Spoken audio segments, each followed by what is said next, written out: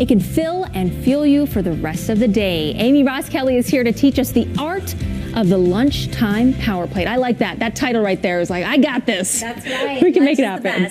I love it. So yeah, it's easy. We can do sandwiches. We can do PB&J. You know, there's protein in peanut butter, but then we put a lot of jelly. That might not get us through the day. That might not get us the energy and the fuel that we actually need. It's true, Ashley. Well, here's the thing. So many of us are working from home or we're homeschooling. We're just home a lot of the day, so you can really get a good lunch, and you can start right after breakfast. You can put a few things into the oven, set your timer, and by lunch you'll have a really hearty meal. Okay, that's what we need. We need hearty. We need fuel. You say power plate, and you kind of get into categories that we should be thinking of mindfully when we're putting our plate together. Tell us about those categories. Yeah, so to have a really balanced meal and to carry you over, give you energy for the rest of the day, I'd like to start with deciding what we're going to have for our protein. Okay. And so protein's going to be your most important thing, and usually takes the longest. So I will put something in the oven after breakfast, or in the crock pot or the Instant Pot. So choose your protein first, and that's the start of a really good plate. And then you're going to decide what grains you're going to have, or other types of carbs. So if you're going to do rice, maybe you can put some rice in a rice cooker or in a pot on the stove. What I love is setting a timer, because then I can go back to my office and set the timer with me, so that I can, sometimes you don't hear it when it's in the kitchen, but then you won't burn your food. So you set your timer and cook your grains or your starches. And then, of course, your vegetables. They're going to be the most important. And we can all eat raw vegetables, and I love a good green salad. But if you can roast some veggies because you've got the time and you're near your oven, I love roasted broccoli, roasted butternut squash, roasted anything is so good. And then, of course, you can cut up some fresh veggies, some carrot sticks. You can have some sprouts.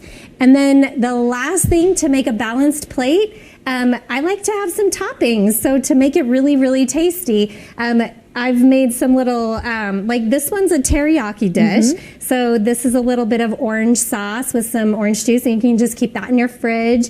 You can top with some edamame, some sesame seeds, some wonton crisps, and it's a super easy meal, and you can start it when you first finish breakfast. I'm drooling just thinking about this. You know, maybe you could plate it up for us and show us kind of what portions we need to have on our plate, because that's a big deal too. It's like, I love rice. I grew up in Hawaii. We eat rice with every meal.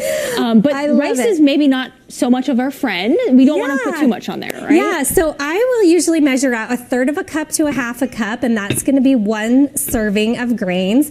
And people would be surprised, but it's not that much. So you definitely want to measure or weigh. I always do that. And then you can chop up your meats. Or just have a whole meat. I like a George Foreman grill. I like the oven. I like I said, the Instant Pot. And then this is where you can really extend your meal and make it last for, you know, to make it really big. So this is the power that we need. So you can pile on all your veggies. Yes. So as many veggies as you can. And that will really extend your meal and give you so many nutrients that you're going to be really satisfied till dinner. Yes. And then all your toppings, this edamame has extra protein, so you know that that's going to be good. You can put as much of that as you want. And then, like I said, I like these little tortilla crisps. They have so many toppings in the salad aisle right now that you can go with lots of different things. A little bit of sesame seeds because it's got this Asian flair. And then the secret sauce. Oh, there it is. I will just drench it in there.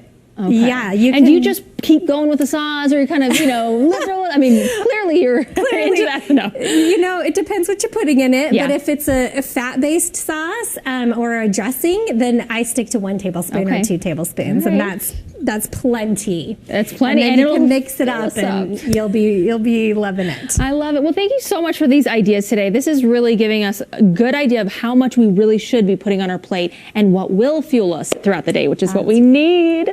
And if you have any ideas, how can people get those ideas? So my website is HealthBeat, and I'm on Instagram at HealthBeat, and I've got lots of recipes that'll be full of protein and really nutrient dense. I love it. And the timing of that. You mentioned Instant Pot, you mentioned roasting things. It's all about timing. That's right. Well, thank you so much for joining us today. And if you guys are interested, of course, you can go to our website, studio5.ksl.com, and click on the recipe button. We've got Amy's tips there. We'll link you over to her site so you can get all the tips that you need to make this power plate for lunchtime.